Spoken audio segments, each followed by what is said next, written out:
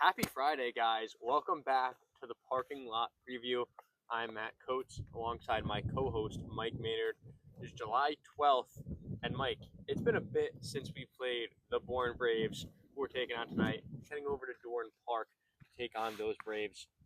Last time we played, it was like the 7th game of the season.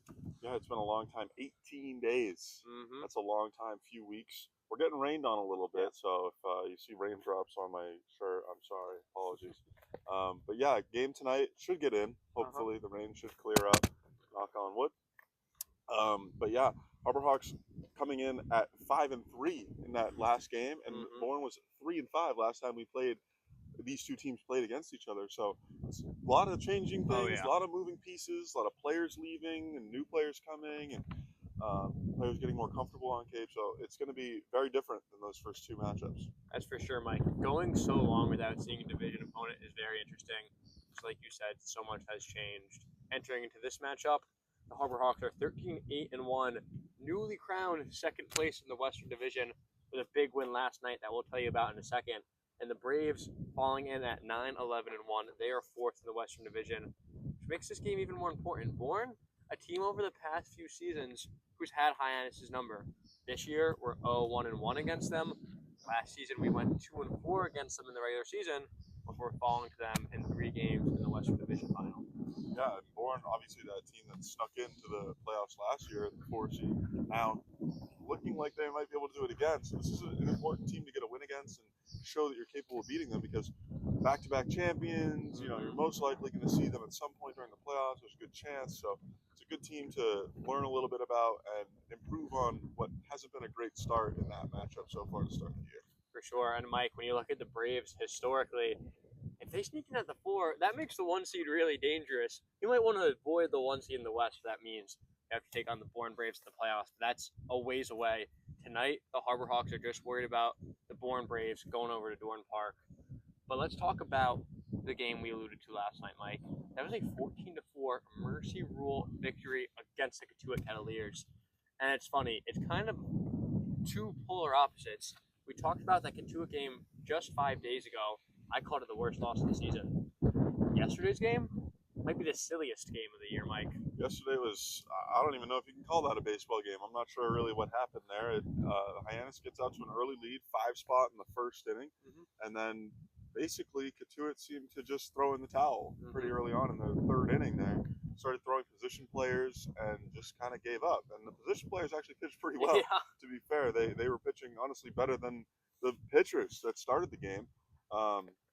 But yeah, Coach Mike Roberts kind of just seemed to give up there and just say, you know what, chalk this one up for a loss. We'll move on. We want to keep our arms rested. And Hyannis ends up coming away with a mercy rule victory, like you said, in the 7th. The weather was weird. It was raining here and there. And Anthony Silva hit a grand slam. It was just like a lot of moving pieces. A lot of stuff happened last night, but a very interesting game, but a game that Hyannis is going to be happy to come away with a win. You mentioned getting up to 2nd place now, beating a division rival, a Barnstable rival, and also that good run differential with a 10-run win. So it was a great game for the Harbor Hawks fans. Katuitt, you can't really look at that one and be too happy with how that outcome ended. Yeah, I'm sure Katuitt's going to want to flush that game. But if you're on our side of it, you can't be anything but happy. We were 0-2 against Katuitt heading into that affair. Now we get that plus 10 on the run differential with a mercy rule victory after 7 innings. Gets the Cavaliers. And I mean, we did everything right. Went out there, Anthony Silva grand slam in the 1st inning. They had a triple later in the game. It's awesome to see him blossoming into the player we all know he can be. He started off the season he had a tough start. Only 3 hits to the month of June. Phenomenal defender, which helped him stay in the lineup because we knew the bat was going to pick up. And as of late, it finally has. So we're really happy to see that for Silva. And then obviously the rest of the offense putting up 14 runs as a whole. Hyannis did a great job, only allowing 4. Pitching staff was phenomenal. A game where we checked all the boxes allows us to move into today's matchup against Bourne with confidence, Mike. Yeah, overall, just a great game for the entire lineup, a good one to build off of, and now 3 wins in a row. So the team's kind of on a little hot streak right now, looking to continue it, like you said, against Bourne tonight. Bourne also coming off a win, though, so these teams are hot. These teams are good. These teams are in the Western Division, know each other pretty well, and it should be an interesting one. You mentioned it, Mike. Bourne coming off a win themselves. 2 teams coming off of mercy rule victories. Bourne Braves went to face an Eastern foe drove over to Eldridge Park to take on the Orleans Firebirds.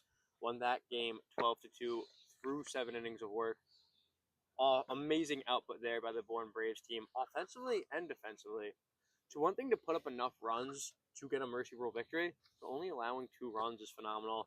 So Bourne Braves, they're feeling good about themselves heading into this matchup. 2 teams with hot bats are going to face off tonight.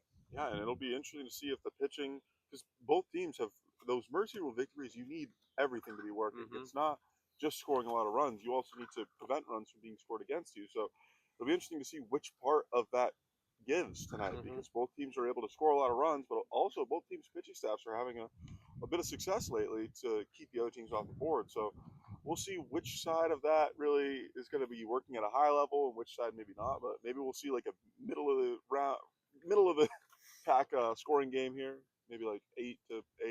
That's a pretty high scoring game. High scoring. That would also be a tie. No ties. We don't want a tie. Oh gosh.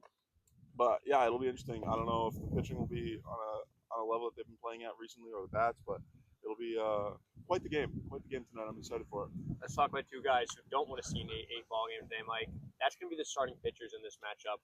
Oh We'll boy. start on our side as the tree above us is letting down some raindrops, saying hi to the parking lot preview. Thanks for staying with us through these conditions, guys.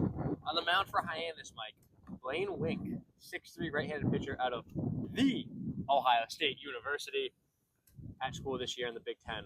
40 innings pitched, 3.38 ERA, 38 Ks, and 9 walks as a sophomore. On Cape, continuing that success with very similar numbers. 4 appearances, only 1 start. That was his last appearance.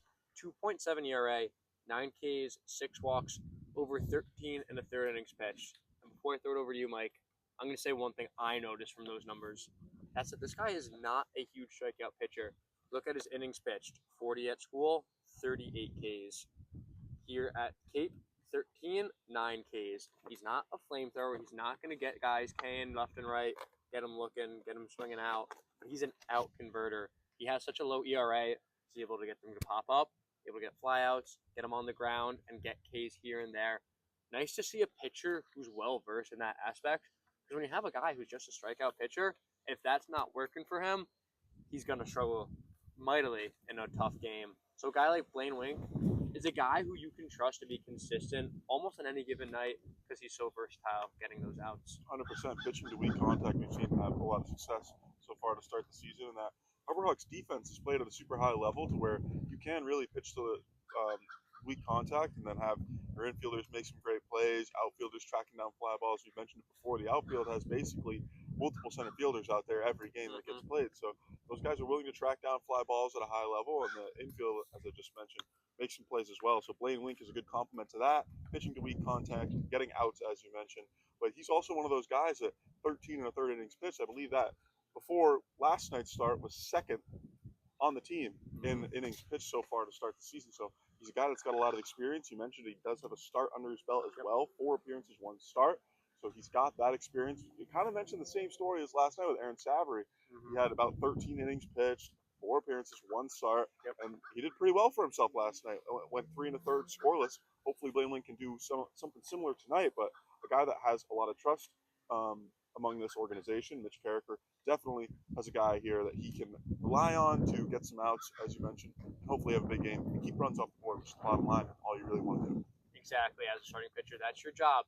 Cape Cod Baseball League, you're not likely to go that deep into the ball game, but what you are expected to do is go out and perform through your innings, probably about 3 to maximum 5 innings we could see from Blaine Wink tonight. Hopefully it's about 4 innings of scoreless work. I think I'd be over the moon with that, Mike. Like you said, he's a guy who has trust top to bottom in the organization. On the other side of the mound, Mike, talk to us about the Bourne starter, Joe Arriola. Joe Arriola, 6'2" left-handed pitcher out of Wake Forest. Not a lot of experience so far. 13 innings pitched, 4.85 ERA, 18 Ks, 6 walks as a sophomore at school, 16 appearances, no starts. So he doesn't really have that starting experience to a high level. Blaine Wink has a start under his belt on Cape so far, but he has got a start. Joe Arriola has on Cape so far, 5 games, 1 start, an 8 ERA though. So we mentioned that 8-8 score I did earlier. Looks like that could be a real possibility. But anyways, he's pitched 9 innings so far on Cape, 11 strikeouts and 9 walks. Both of those pretty high numbers. So he's not really your Blaine Wink, where he's pitching to weak contact. He's walking a lot of guys, striking a good amount of guys out, maybe pitching to weak contact here and there, but letting runs get scored. We just saw this Hyannis Harborhawks lineup put up 14 last night. 8 ERA. Last night we saw a pitcher with about a 10.8 ERA. These high ERAs, we've been talking about, it doesn't necessarily mean anything if the guy can come out and have a good game. Of course. Everything changes, you know? Every game's different. The circumstances are different. Weather's different. The catcher's different. Lineup's different. All of it, right? But this Harborhawks lineup has the ability to score a lot of runs. Might be able to do that tonight against Joe Arriola. Who knows? I'm excited to see what actually plays out. For sure. You talk about Joe Arriola, just like you said, Mike. He's a volatile guy. He can have the highest of highs with lots of strikeouts and the lowest of lows by loading the bases with a few walks. And this Harborhawks team, as of late on this 3-0 stretch, and even beyond that, when we're playing well, because we're getting guys on base, timely hitting, and taking advantage of guys on bases. That includes stealing base, hit and runs, smart base running, even a bunt here and there. When you get guys on base for the Harborhawks, you convert runs. So it'll be interesting to see with a guy on here who is willing to walk guys, go against basically this outfield: Kane Kepley, Josh Tate, Nick Groves. 3 guys who will take a free base if given to them. And of course, the rest of the lineup will as well. Very, very interesting matchup. Can't predict what's going to happen. We have to wait and see, though, for sure. It'll be really exciting. I can't wait. That being said, Mike, let's move on to a new segment that you came up with. That would be the score prediction segment. I'm going to say player of the game for last. I'll let you go first. Your segment. Give me your score prediction for tonight's matchup at Bourne Park. You know, last night I went 8-3. Ended up being 14-4. Not necessarily very good. I'm gonna go. I think the Harborhawks hit well tonight. I'm gonna go 9-2. I think the pitching has a good game. I think the hitters have a good game. 9-2 Harborhawks in Bourne Park. Book it. There's your score prediction. It's happening. 100%. Guaranteed. Guarantee is crazy, but maybe not guaranteed. I like that. 9-2. That's a good score. I'm probably going to stay on a similar line of logic there. I think tonight's another complete game for the Hawks. I think it's another good pitching performance and a good offensive performance. I'll skew those numbers a little bit. We're going to stay in the single digits. We're going to go 7-3. Harborhawks victory. I like it. Kind of lame. We're pretty close in the spectrum there, but we both expect to see a dominant game for the Hawks on both sides of the ball. Would you rather me see 20-12? I No, I wouldn't. Like, I feel bad for the viewers. They might want a little variance in our score predictions, but hey, great minds think alike, and so do stupid minds. So who's to say which one we are? You just call me stupid. We may be. All right. That being said, Mike, let's move on to another fan favorite segment. That's going to be the player of the game predictions. You want this one or you want me to go first? I can take it. I can go start. Ahead. I'm going to pick a guy that you mentioned just a few seconds ago. That's Nick Groves. Outfielders had a lot of success as of late. Last night, we talked about the Anthony Silva resurgence. We talked about his grand slam, but Nick Groves, 3 hits last night. 3 stolen bases as well. You mentioned it. Able to take a free base whenever he pleases. And he's playing a gosh darn great center field and right field, wherever he's playing. He had that injury a few games ago, making a diving catch out in center, and got a few games off. Now he's well rested, feels better. He's back on the field, feeling healthy, and he had a great game last night. I think he tallies that one, but then also carries that one into tonight and has another big game against the left-handed pitcher in Arriola. I think the right-handed bat of Nick Groves has another game, maybe not 3 for 3 with 3 stolen bases, but I do think that he has a great game, and I think he's going to win tonight's player of the game. I love it. Love that pick. Nick Groves, his family was there last night. I talked to his father and grandfather. I believe his father is leaving today. His grandpa's still here. Clearly, he likes that family here. Did great last night. Had a 2 RBI single in the 3rd inning to add on to his 3 for 3 night. Phenomenal player. Has been doing phenomenally as of late after that injury, as you said. Got a little bit shaken up there, but he is back and better than ever. I'm going to take it a different route. Go somewhere I haven't gone in a while. That's going to be with our starting pitcher, Mike. I'm picking Blaine Wink out of the Ohio State University. I think he's going to represent the Ohio State University very well tonight. Like I said, I expect tonight to be a complete game for the Harborhawks, and that starts with the starting pitcher.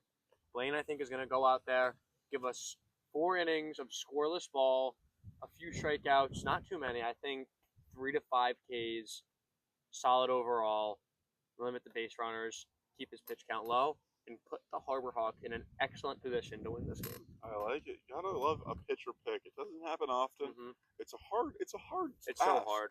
because that means a low scoring game for both sides usually if a pitcher Mm-hmm. wins player of the game. So it's a hard ask, but I like the pick. I like the confidence in Blaine Wing from the Ohio State University. Shout out Brooke Ingram. But yeah, should be a good game for both sides of the ball. Hopefully Blaine Wing has a good game and Nick Gross has a good game. Yep. Maybe it'll be hard to pick. We'll see. Hopefully. Guys, thank you so much for watching and sticking with us. This rainy day has become gorgeous. Hopefully it's looking just like this over in Bourne. Guys, come to Dorn Park to catch this matchup, and if not, catch us on the radio call right here on the Harbor Hawks Baseball Network. Mike, thank you so much for joining me. Thank you guys so much for watching. Go Hawks!